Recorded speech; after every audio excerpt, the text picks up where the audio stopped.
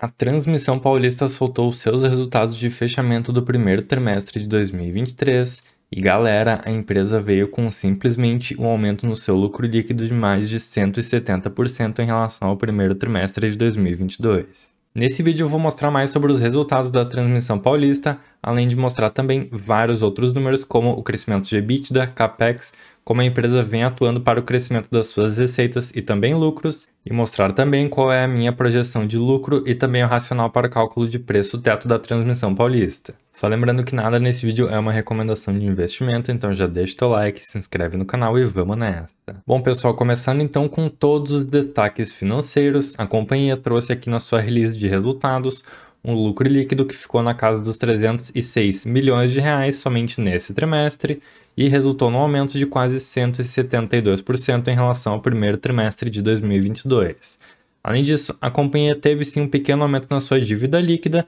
mas ela acabou sendo diluída em relação à sua dívida por EBITDA, e eu vou mostrar isso para vocês na sequência. Além disso, ela teve um aumento nos seus custos com pessoal, materiais, serviços e outras questões de gastos, mas esse aumento também não foi tão grande comparando com outros trimestres passados e outras empresas que estão tendo custos muito maiores, ainda mais considerando que a Transmissão Paulista vem tendo um aumento de custos na contratação de pessoal pela sua expansão e novas linhas de transmissão. E aqui pontos muito importantes também, um aumento excelente no seu EBITDA, que a companhia alcançou de quase 740 milhões de reais, e esse aumento representou quase 39% em relação ao primeiro trimestre do ano passado, e também os seus investimentos em melhorias e também em novas obras de transmissão, que aumentou em mais de 31%. E com todos esses excelentes números e um amplo crescimento, a companhia conseguiu vir numa geração de caixa operacional de mais de 483 milhões de reais. Como destaques para o primeiro trimestre, a EasyCTEP traz a entrada de operação da sua interligação elétrica de Itaúnas,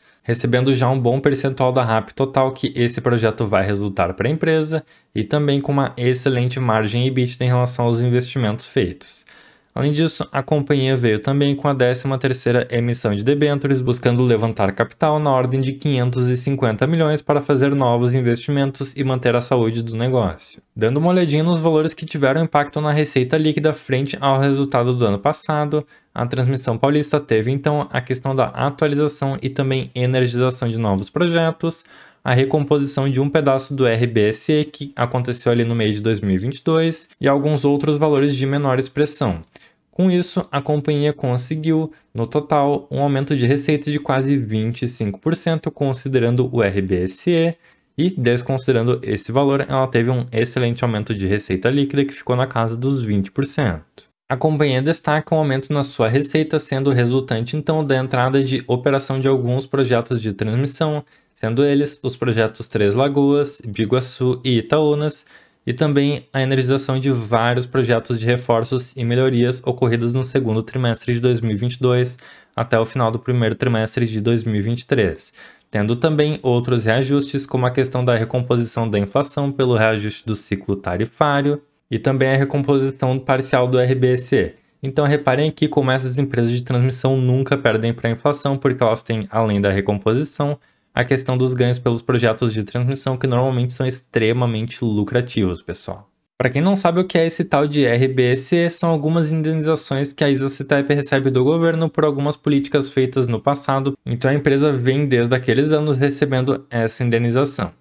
E no caso, houve um reperfilamento, ou seja, foi mudado o fluxo de pagamento que seria feito para a Transmissão Paulista, visando reduzir as tarifas pagas pelos consumidores das suas linhas de energia elétrica, porque obviamente quem paga no final das contas é o consumidor. E no caso, foi alterado então o fluxo de pagamento para os anos de 2021 até 2023. E esses pagamentos, a partir do meio de 2023, devem começar a ser feitos de forma completa e também constante para a EasyCTEP. Isso com certeza vai garantir ainda mais lucros para ela a partir do terceiro trimestre de 2023. Então vale lembrar que lá no comecinho de 2022, a EasyCTEP ainda estava com esse RBSE bem curtinho aqui, E aí, para esse ano, ela já teve a recomposição de um pedaço desse valor e vai vir ainda com um bom aumento para frente. Esse foi um dos motivos, inclusive, que fez a Transmissão Paulista pagar um dividendo bem magrinho aqui no ano de 2022, que ficou na casa dos 4,62%, e por isso muitos investidores também bateram na empresa e ficaram desgostosos com ela,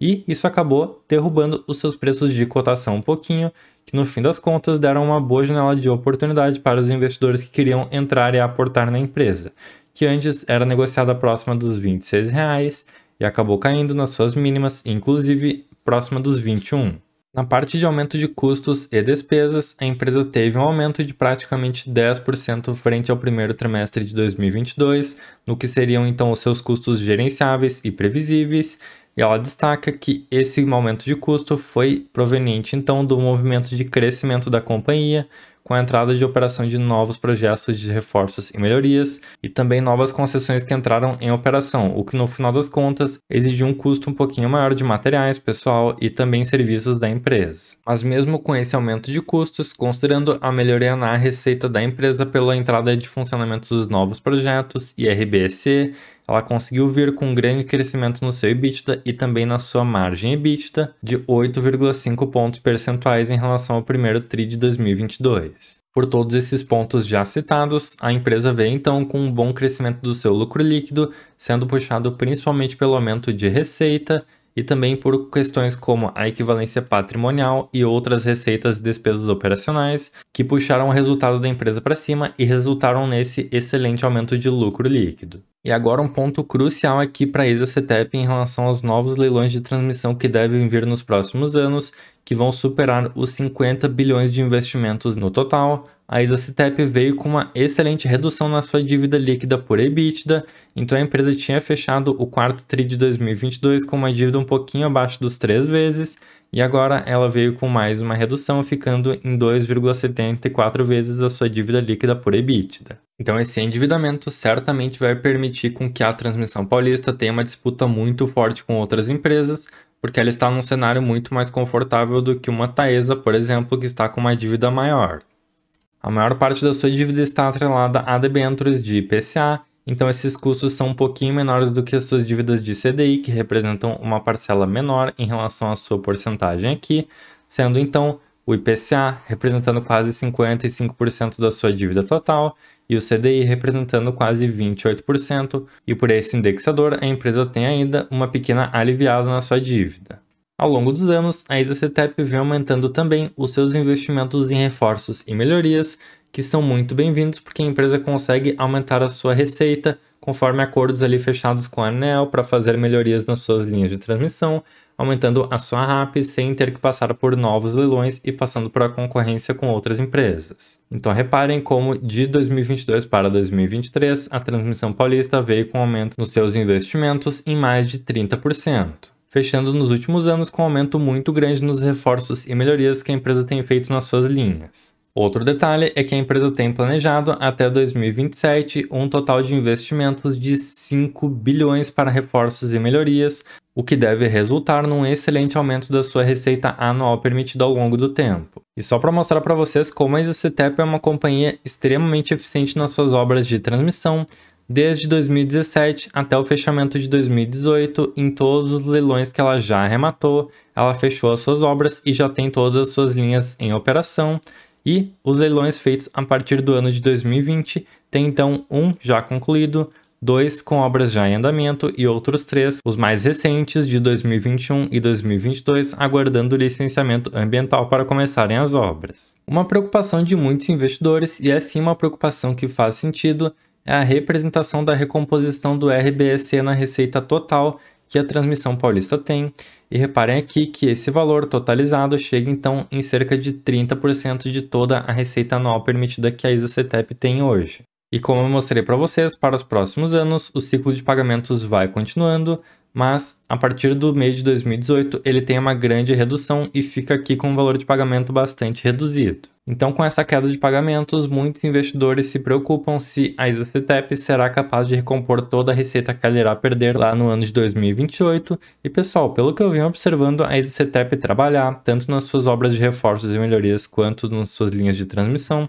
ela vem fazendo o dever de casa e ela já vem buscando grandes aumentos de receita. Então, inclusive para suas próximas obras de transmissão, ela deve conseguir somar mais de 500 milhões de receita anual permitida, e ela nos próximos anos deve conseguir recompor e inclusive superar o RBSE com muito sucesso, até a sua redução. Bom, dado um geralzão sobre a empresa, seus resultados e seus investimentos, vamos agora para a parte de dividendos e também a parte de cálculo de preço-teto que eu costumo fazer para ela. E pessoal, uma coisa que a EasyCTEP costuma fazer e adotar como prática é distribuir em relação aos seus proventos, no mínimo 75% do seu lucro líquido regulatório do exercício do ano. Nós podemos ver nesse gráfico que, por vezes, a companhia inclusive distribuiu 100% ou até mais do seu lucro líquido, mas eu não acho que para os próximos anos isso vá se repetir porque ela está muito focada em novas obras e também teremos grandes leilões. Então, na minha visão, ela deve continuar com esse 75% de payout. Considerando o valor de lucro líquido que a empresa teve no ano de 2022, que ficou na casa dos 937 milhões de reais, e considerando também toda essa questão de reperfilamento e de recomposição do RBSE que está chegando no ano de 2023, eu diria de forma bastante confortável, e claro, é a minha opinião pessoal, que a empresa viria com aumentos no seu lucro líquido final de cerca de 30%. E é bem possível que esse valor seja até maior no final das contas. Com isso, se nós pegarmos os 75% de payout que ela deve pagar para os seus acionistas, ela deve fechar o ano com um pagamento que fique na casa dos 913 milhões de reais, dividindo esse valor de payout pelo número total de ações que a EasyCTEP tem, que são de 650 milhões de papéis, nós teríamos então um pagamento de dividendo por ação relativo ao exercício de 2023, que ficaria na casa de R$ 1,38. Esse valor, considerando o preço de cotação da EasyCTEP, ficaria na casa então dos 6% de dividend yield, que é o valor mínimo ali que muitos investidores buscam. Mas vale lembrar também, pessoal, que esse valor de dividendos provavelmente vai ser pago ao longo do ano, em meses diferentes, conforme a empresa vá anunciando. E vale lembrar também que além desse valor de 6% que ela deve ir dividindo em diferentes meses, como por exemplo nos meses de maio, nos meses de julho e também novembro, em que ela costuma fazer seus pagamentos. A empresa já fez um pagamento no ano de 2023, então só para esse ano ela já pagou cerca de 4,6% de dividend yield já nesse ano. Ela deve pagar mais algo relativo a esses 6% que ela vai ter nesse exercício. Então eu imagino que no total dos valores pagos no ano, ela deve fechar ali em cerca de 8 ou 9% de dividend yield só em 2023. Alguns pontos interessantes aqui para a empresa é que, por exemplo, o preço-teto calculado usando o método Bazin, que tira a média dos valores de dividendos pagos nos últimos anos, ficaria na casa de R$ 36,81, e considerando o preço atual de negociação de R$ 23,08, nós temos um potencial de rentabilidade de cerca de 60%.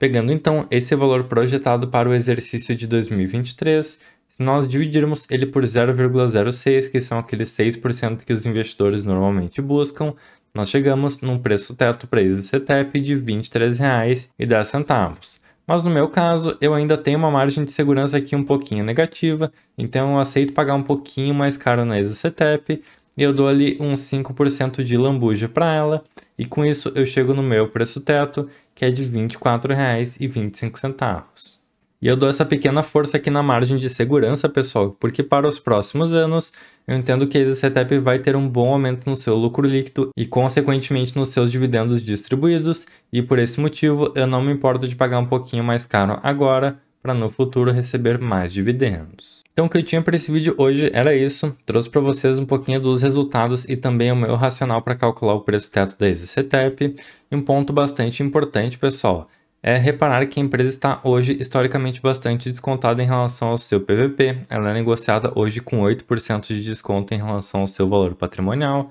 Ela tem bastante potencial, inclusive, para no futuro vir com entregas de dividendos ainda maiores, tanto considerando essa questão do RBSE, quanto as suas grandes obras que ela vem aí em construção. Para mim, hoje é a empresa de transmissão que está mais barata dentre as três grandes, sendo elas a Alupar, a Taesa e também a Isacetep, e por isso, no momento, é a minha preferida e é a que eu estou focando os meus aportes. Lembrando, não é uma recomendação. Mas deixem aí nos comentários, pessoal, o que vocês acham da transmissão paulista? Vocês têm em carteira ou vocês preferem alguma outra transmissora? Peço que caso esse vídeo tenha sido útil para vocês, que vocês deixem o seu like e também não se esqueçam de se inscrever no canal. Muito obrigado por acompanharem, um abraço para todo mundo, tchau, tchau.